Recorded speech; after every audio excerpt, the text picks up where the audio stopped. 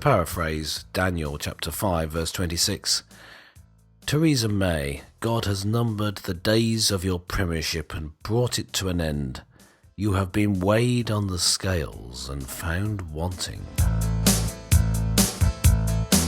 Hello and welcome to the show. Colourful conversations with clergyman Pete and businessman Mark. This week we ask the important question: who will be the next British Prime Minister? Well, Theresa May has finally quit as Conservative leader and on the 7th of June will leave office, and that paves the way for a contest to decide a new Prime Minister. In an emotional statement, she said that she had done her very best to deliver Brexit, and it was a matter of deep regret that she had been able to do so. Well, of course, as a result of her announcement, there are many people now jockeying for position to go to be the next Prime Minister. Yes, the race for number 10 is on. The runners and riders are now ready to go, all jockeying for position against each foe. So the race for number 10 is in full flow, some jumping to conclusions and stooping too low. Stragglers on the hoof appear politically slow, trotting out promises with nothing to show. Though the winner is saddled to keep the status quo, yet one thing is certain, their reign will end in woe. Yes. So, Clergyman Pete, which horse are you backing to be Prime Minister? There are quite a few possible candidates, of course. They may not all have declared yet. But as we're, of course, I'm not giving a direct answer because I'm practicing to be a politician. But no, I'm building up to it. What I'm saying is that I'm just shortening the field. I mean, you might say, or I might say, Nigel Farage or Mark Peacey. But I obviously those would be joke candidates. But no, I wouldn't want to reduce it to this particular field. But I have to. It's got to be a Conservative Party member. Because we haven't had a general election yet, so who's going to take over? Well, it's going to be someone from within that party who has proven themselves in some way. Otherwise, they're not going to get elected. So I think I've got what may seem a strange choice as my favourite, and that is Michael Gove. Oh. And the reason people may thinking to the show if for example, I know people like to listen to this show sipping coffee, and they just spit it out at that point. Michael Gove. Yes, the reason is I know he's a bit of a swine and a backstabbing chap, but that's what my consideration is. That's what you need to negotiate with the EU. I think that he's got what it takes. I saw a headline in the Times this morning quoting Michael Gove saying that he said, I've got what it takes to deliver Brexit. And the implication being that our hero Bojo, Boris Johnson, doesn't have what it takes. Because I say implication because, of course, he's the front runner at this stage. That's my view. That's not necessarily, we're the businessmen and the clergymen. That's not necessarily a clergyman's point of view. Although, despite being a bit of a wheeler-dealer, Michael Gove, you could argue that his biggest rival, Bojo, Boris Johnson, is, in his private life, certainly living in a way that, you would say was reprehensible. So that does in a way sway me more towards anyone except Boris Johnson. But even though, I like most people, I do find him likeable in a sort of bumbling, nice but dim sort of way. But the problem is he's not dim. He's not at all. He's an intelligent guy. This is his persona. I'm not so sure he's the nice chap that we think. But I do think that Michael Gove has what it takes to be able to negotiate at that bureaucratic level and push something through. My only problem with him is I'm not absolutely convinced he wants to do it. That's the only slight hesitation I would have. I think of the ones that I've seen, I'd go with him. Well, What do you think? I can understand why you've probably selected him as a candidate, but I have worries about Michael Gove, and I think there's a number of reasons. And actually, it does relate to Boris Johnson, as we saw, no, not that long ago, a couple of years ago, when, of course, you could argue, backstabbed Boris Johnson. Yeah, sure. At a point when I think even what you might say is the bumbling Boris Johnson really was taken, aback, really, a little bit by Mr. Gove's actions. I just feel that many Conservative members of Parliament will probably find him untrustworthy. I can understand about the point of negotiation, but I have a slightly different concern about him. It's not about just the negotiations with the EU. It's also about who can take the country beyond being out of the EU. And I wouldn't necessarily feel that Michael Gove is the right candidate. Now, I have a particular choice, and I'm going to declare my hand here. Now, I'm going to explain why. Yes, politically, if you look through history, there are usually runners who are not always at the front. So if you look at the front runners right now, Boris Johnson would be out with his nose poking out in front. Yes. He's made it clear he wants the job. But I think that what will probably happen is you'll have somebody who's slightly a few steps behind, getting closer and closer towards the winning line, and it's Jeremy Hunt. And the reason I say that Jeremy Hunt... Sorry, a bit of sick came up there. Sorry, carry on. Yeah. Well, unfortunately, can we just declare, listeners, that what we've got here is a bit of a... Look, Mark and Pete are not an unbiased group. We're not great fans of the Tories, let's put it that way. So it's very difficult for us to consider this objectively. Yes, go on, Jeremy Hunt. Yes, go on. Can I just put another analogy? If this were truly a horse race, yes, I think we would have shot the horse out of sympathy, all of them by now, and they would be turned to glue. Yes. However, the reason I say Jeremy Hunt is if I think of him as a businessman, as a politician, somebody who has held important offices, including the Foreign Office, I think his powers of negotiation, not only just with the EU and other international countries, but critically within his own party. And ultimately, maybe that if you look at his credentials, on the surface, he may not be the right candidate. But I think he's the only candidate that I can think of that can galvanise the Conservatives at the moment. And it's always about a moment in time. It's like a race, isn't it? There are some that are flagging, some that are doing well. And in the heat of the race, there's a moment when certain winners will come forward. Now, there are other ones, and I just want to sort of quickly call out the names of those who have put their hooves into around the start. Okay, go on. So the former Brexit secretary, Dominic Raab, he's already named. I mean, do you have any comments about him? Well, the fact that he's been in the cabinet that has significantly failed to deliver Brexit, I think really puts him out of the picture because Boris Johnson was in, but he has disavowed his previous position because he left. And Gove, of course, famously was just as Bojo was leading the Leave campaign. So I think that they do have the background, but I just don't think he's credible because of that. Yeah. Yes. Well, of course, there is another one who potentially is sort of lurking in the shadows. Maybe not necessarily be the first name that the general public think about, but are starting to sort of think, well, maybe he could be the man, and that's Matt Hancock, who's the Health Secretary. Yes. Now, the thing is, I think if you're talking about people who have been a ministerial role like he has, of course you haven't got a fresh start, but they're not really in any position. If you're coming right from being a backbencher, you're not really in any position, are you, to join? No. So again, I don't think that he's got the just the negotiating skills, and also to actually win. I don't think he's got the name recognition.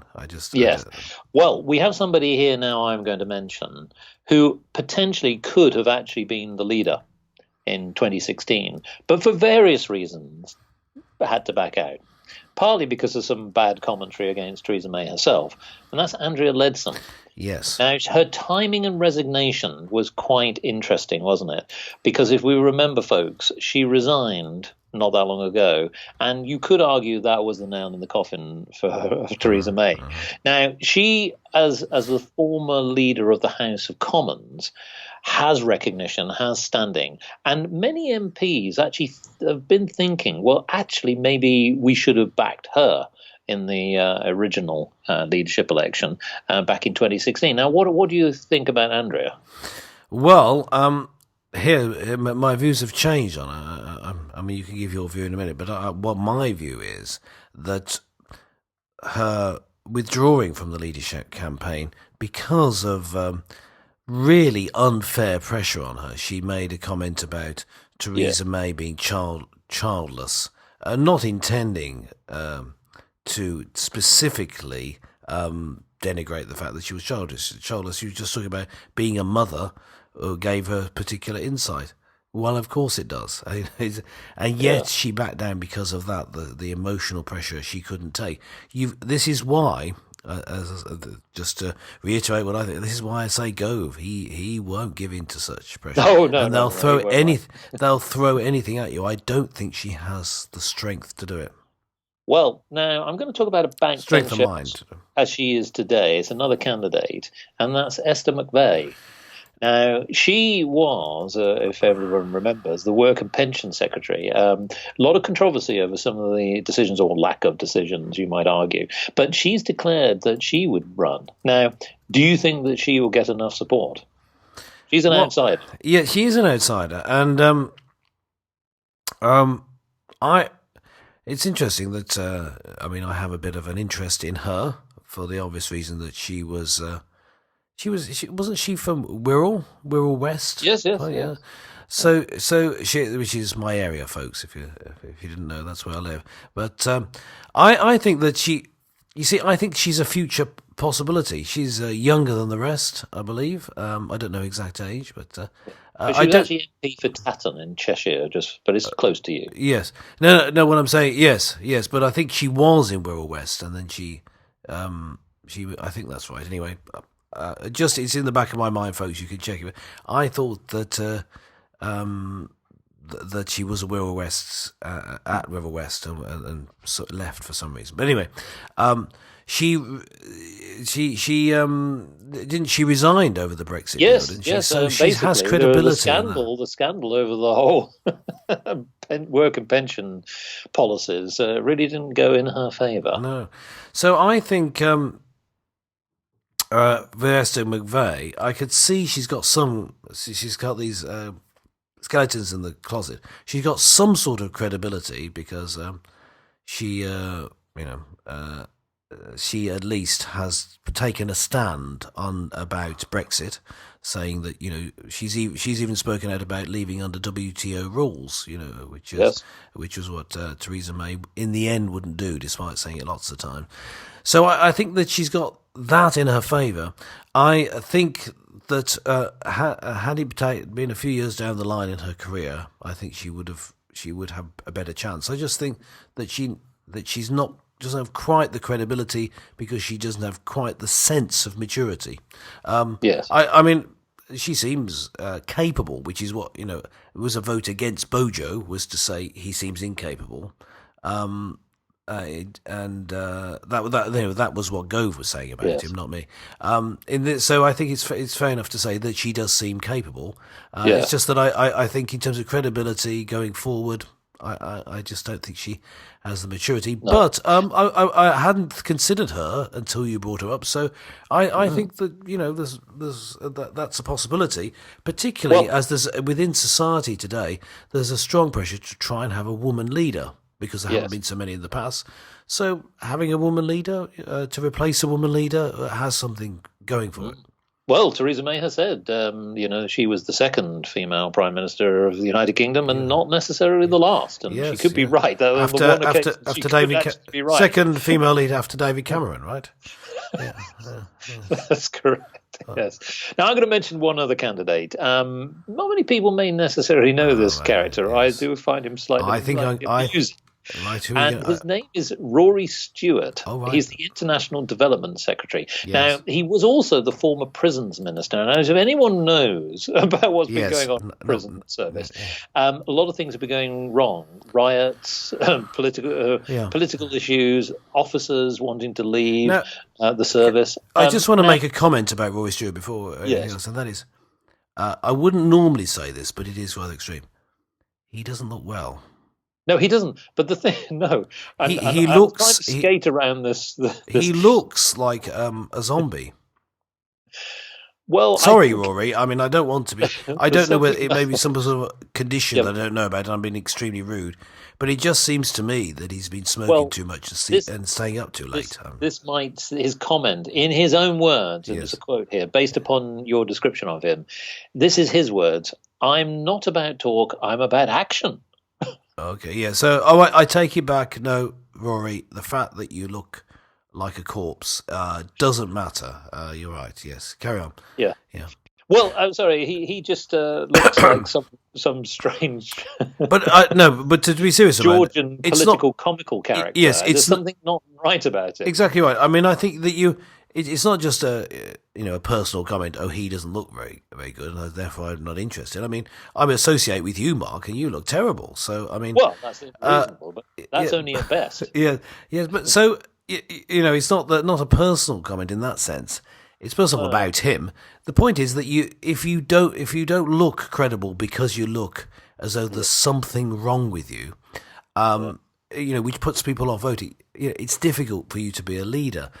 It's unfortunate, but that's true. I'm just trying to state the case as it is. About his look, the thing that worries me more than anything is that he can often play a very good political argument. I've seen him in debate.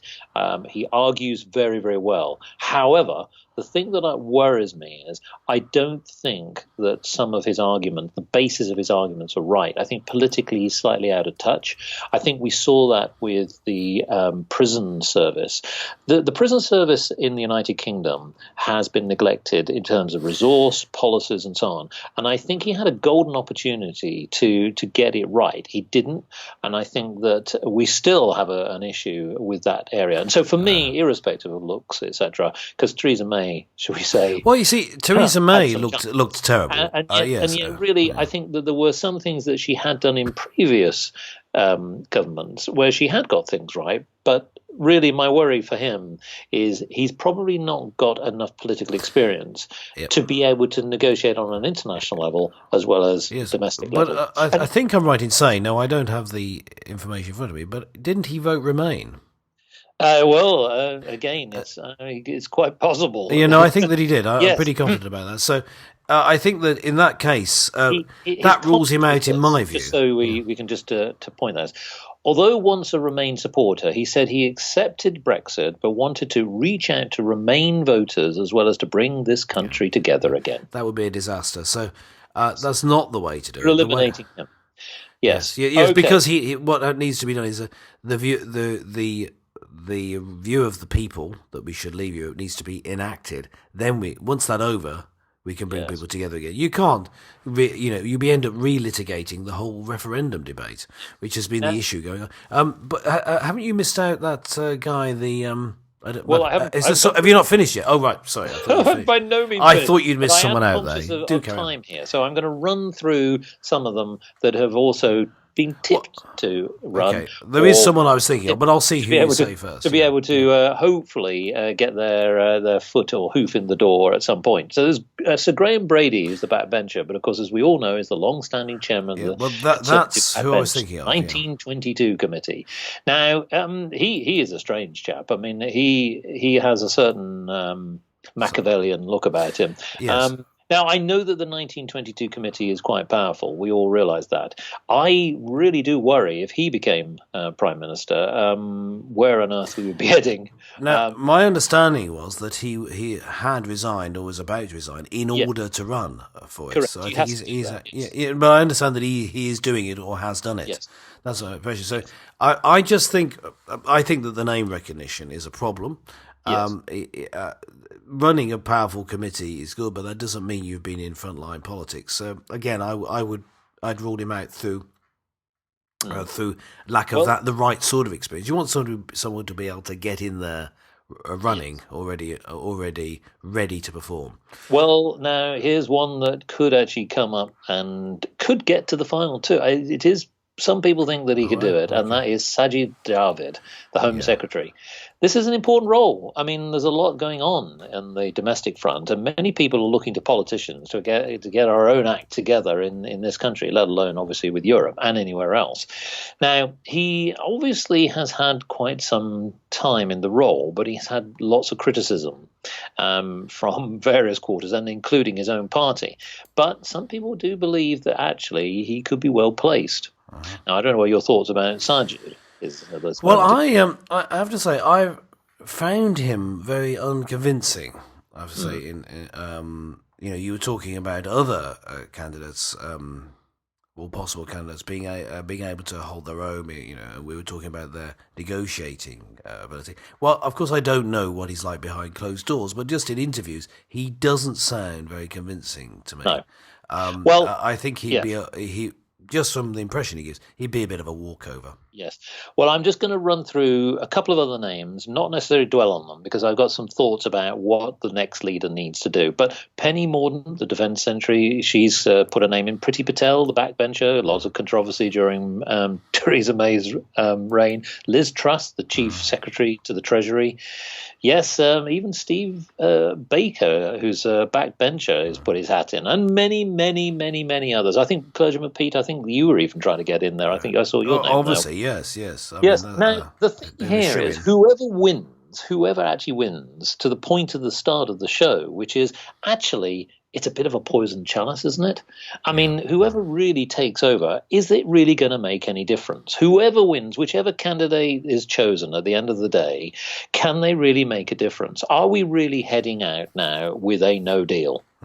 Well, I was going to say, let's hope so. Of course, I would have preferred there to be a good deal, but I think the only way to get a good deal now, and this is backed up by other commentators, not just me saying it, is to go for the no deal, which is, of course, actually leaving under WTO rules, and then negotiate. There's no saying that you can't negotiate after you leave. You can do whatever you like after you leave. You're once again a sovereign nation. So I would say that leaving under no deal is a good thing. I don't think what they need to do is try and renegotiate. What they need to do is stay strong and make sure some rubbishy deal doesn't get the deal that Theresa May had in place doesn't get passed, but rather we leave under no deal and start really overtly. I know behind the scenes we've been getting ready for it, but really get preparations in place for leaving the EU under no deal. And I think someone, as I was saying, I was favouring Gove to do this because I just think he would have the strength of mind to push that through, to stand against people trying to push him to one side from something he decided to do, and then to after we've left, which that's where I think we have the strongest hand.